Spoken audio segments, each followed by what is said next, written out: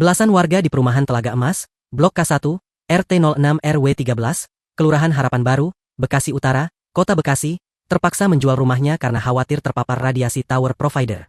Ketua RT 006013 Harapan Baru, Rosadi, 39, mengatakan, warga terpaksa menjual rumahnya karena khawatir akan keselamatan mereka pasca pendirian tower yang dibangun di atas salah satu rumah. Iya, yang penting keselamatan kami. Kalau misalnya ada yang mau beli, alhamdulillah. Tapi faktanya tidak ada yang mau beli, kata Rosadi saat ditemui di kediamannya, Jumat, 31 Januari 2025. Pengamatan Kompas.com di lokasi, sejumlah warga mengiklankan penjualan rumah melalui spanduk yang dipasang di setiap pintu gerbang kediamannya.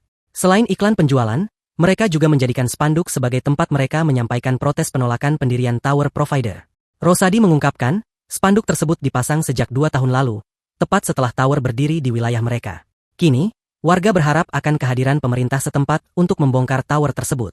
Lantas siapa sosok pemilik tower yang telah meresahkan warga itu? Ternyata tower setinggi 31 meter tersebut berdiri di atas rumah berlantai 2 milik pasangan suami istri, Waluyo dan Sri Wulandari. Tower tersebut berdiri di tengah permukiman warga padat penduduk sejak 2 tahun lalu. Menurut Rosadi, tower tersebut diduga milik salah satu perusahaan yang berkantor di Pasar Minggu, Jakarta Selatan. Perusahaan tersebut diduga menjalin kerjasama dengan pemilik rumah untuk pendirian tower pada Agustus 2023.